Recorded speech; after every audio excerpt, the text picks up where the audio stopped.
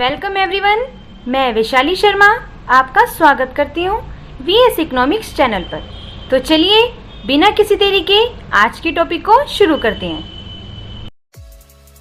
Subscribe करें VS economics channel को और बेल आइकन को प्रेस कीजिए ताकि आपको मेरी आने वाली वीडियोस की नोटिफिकेशन मिल सके। वेलकम डियर स्टूडेंट्स, आज का हमारा वीडियो है for the students of class 12। जैसा कि आप सब जानते हैं कि सीबीएसई के द्वारा क्लास 12 के लिए एक सैम्पल पेपर जारी किया गया है इकोनॉमिक्स का, ठीक है, जिसमें उन्होंने बताया कि किस किस तरह के हमारे एग्ज़ाम्स के अंदर क्वेश्चंस आने वाले हैं। तो इससे जो पहले वाली वीडियोज़ हैं उसमें मैंने आपको पार्ट ए यानी कि जो मैक्रो इकोनॉमिक्स है उसके सॉल्यूशंस मैं आपको प्रोवाइड करवा चुकी हूँ। तो चलिए आज हम बात करते हैं part B Indian economic development की।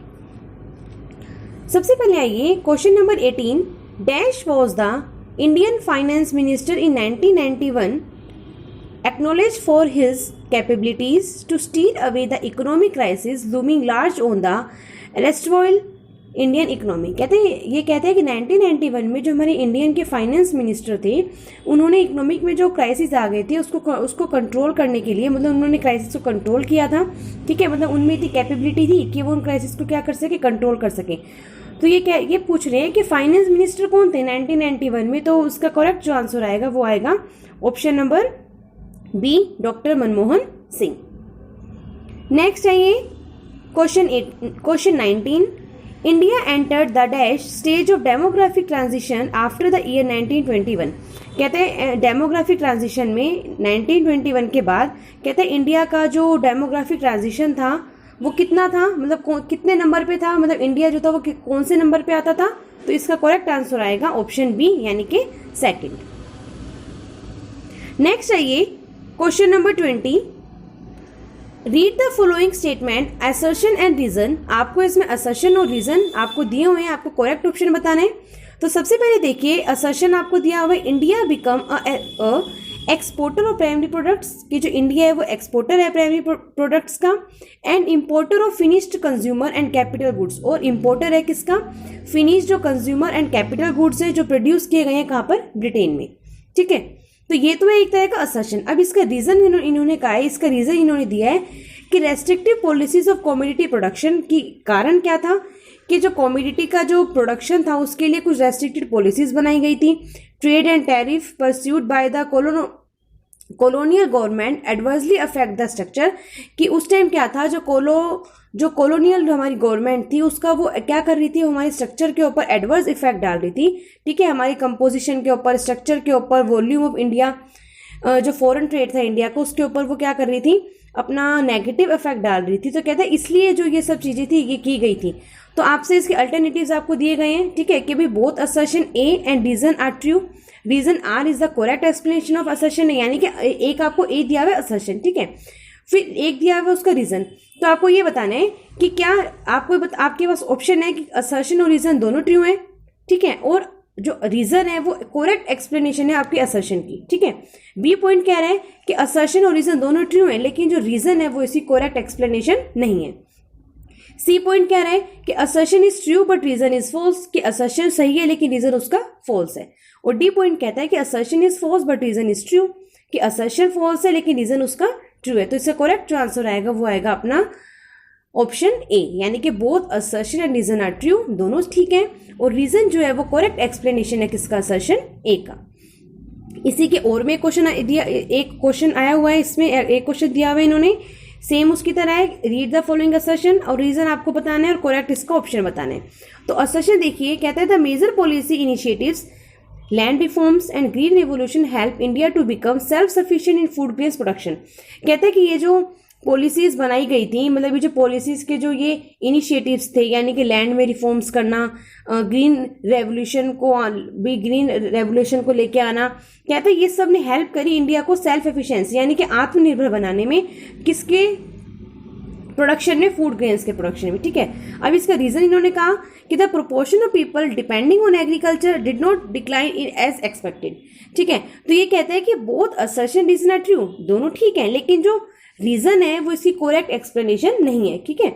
ऊपर तो जो अपना असर्शन है वो तो यही कह रहा है कि लैंड रिफॉर्म्स जो है, ये जो इनिशिएटिव्स गवर्नमेंट के द्वारा जो किए गए थे, मेजर जो पॉलिसीज अडॉप्ट की गई थी, इसलिए की गई थी ताकि जो हमारा इंडिया है वो फूड ग्रेन का जो प्रोडक्शन है उसमें क्या वो अपनी सेल्फ एफिशिएंसी को गेन कर सके।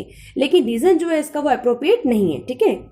किसकी मतलब रीजन भी ठीक है लेकिन एक्सप्लेनेशन इसकी करेक्ट नहीं है किसके कंपेयर टू असर्शन के, ठीक है। असर्शन को लेकर जो इसकी एक्सप्लेनेशन है वो करेक्ट नहीं है।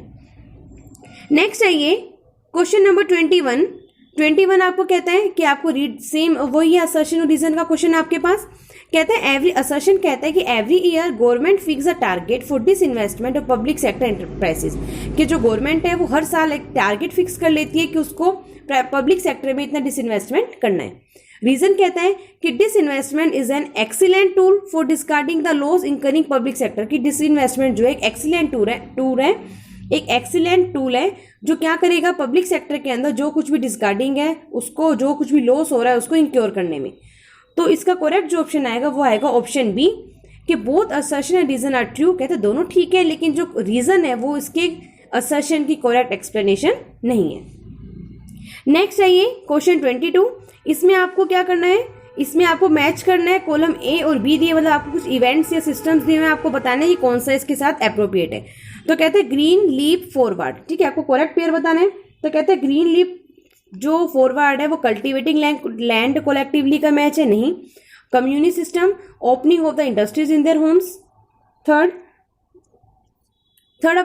आपके पास आता है प्रोलेटेरियन कल्चरल रिवॉल्यूशन, कहते हैं students were sent to work and learn from the country side.